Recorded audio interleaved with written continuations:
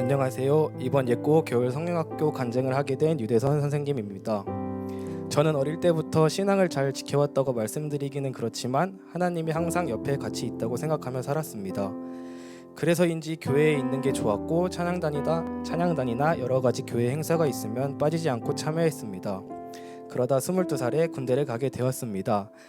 한창 코로나가 유행했던 때라 군대에서 교회를 안 가기 시작했고, 그때부터 하나님을 의심하기 시작하며 하나님을 사랑하는 마음이 점점 떨어지기 시작했습니다. 하나님께 진심으로 찬양하고 기도하며 바랬던 것들이 왜 그랬나? 이게 맞나? 하나님이 진짜 있었다면 행복했을 텐데 하며 하나님은 존재하지 않아 라는 생각이 들었습니다. 그러다 전역을 하게 되었고, 당연히 주일을 지키지 않는 제가 되어 있었습니다. 그러다 친구들이 주양교회가 정말 좋다고 한번 와보라고 해서 군대에 가기 전 하나님과의 좋았던 관계를 생각해 다시 가보게 되었습니다. 처음에 등록을 하고 새신자 교육을 받으며 한 달 만에 끝내야 할 새신자 교육을 격주로 나와서 똑같은 내용만 2번씩 들으며 마친 것 같습니다. 예배의 중요성을 잃어버렸었고, 주일 전날 새벽까지 놀고 늦게 일어나는 것이 좋았었거든요. 그렇게 교회를 다니던 중 모르는 전화번호로 전화가 한 통 왔습니다. 받아보니 구영우 전도사님이셨습니다. 예꼬마을이라는 곳이 있는데 초등학생들과 함께 예배드리는 곳이고 선생님이 필요하다는 전화였습니다. 저는 아이들을 좋아했지만 그때의 제 신앙은 누군가를 지켜주고 기도해줄 상황이 되지 않았기에 조금 걱정이 되었습니다. 아이들에게 미안하지만 혹시 교사를 하게 되어 제가 교회를 부지런히 나가고 기도하면 다시금 신앙의 회복이 되지 않을까라는 저의 이기적인 마음으로 교사를 하겠다고 했습니다. 그렇게 예꼬마을 선생님이 되었고, 아이들이 예배를 드리고 찬양을 하고 기도를 하는 모습을 보면서 내가 저때 저랬었지, 저만큼 하나님을 사랑했었지라는 생각이 들면서 하나님께 기도하기 시작했습니다. 저의 잘못된 신앙을 용서해달라고, 다시 신앙의 회복과 하나님을 사랑하는 마음을 달라고, 하나님 저를 만나달라고요. 그렇게 기도를 했지만 저의 신앙은 다시 뜨겁게 회복되지 않았습니다. 세상의 것들을 버리지 못했었거든요. 그렇게 1년이 지나고 2년째 되던 해 바이 수련회에서 은혜를 많이 받아서 그런지 예고 겨울 성경학교가 너무나 기대됐습니다.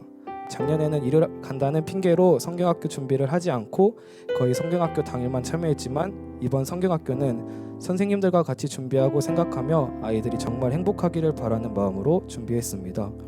그렇게 예고 겨울 성경학교가 시작되었습니다.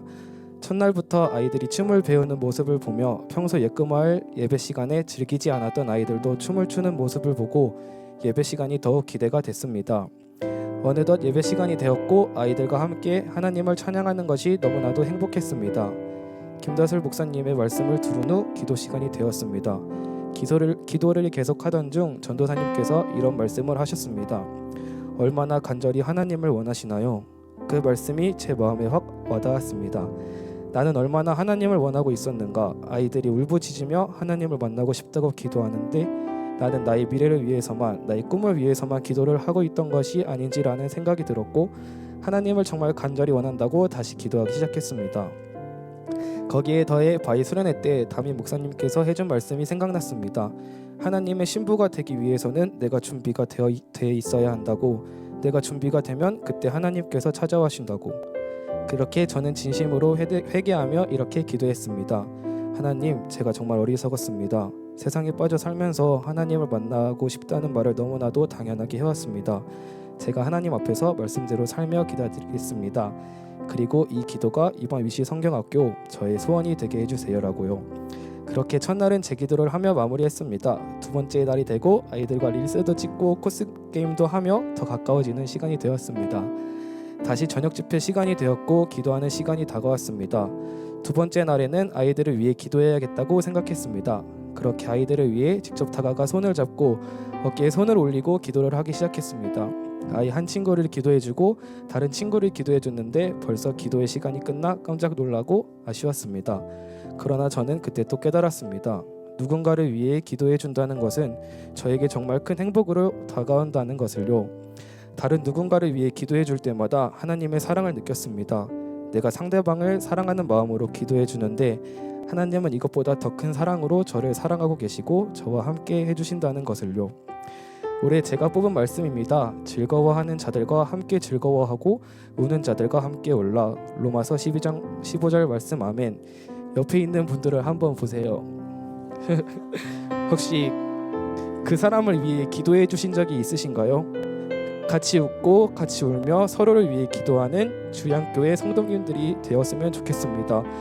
저는 누군가를 기도하는 것이 진짜 행복하거든요. 그래서 저는 목표가 생겼습니다.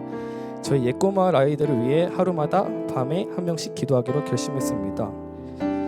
마지막으로 사랑하는 예꼬마을 친구들아, 맨 처음에 선생님의 이기적인 마음으로 시작했더라도 지금은 정말 너네를 사랑해.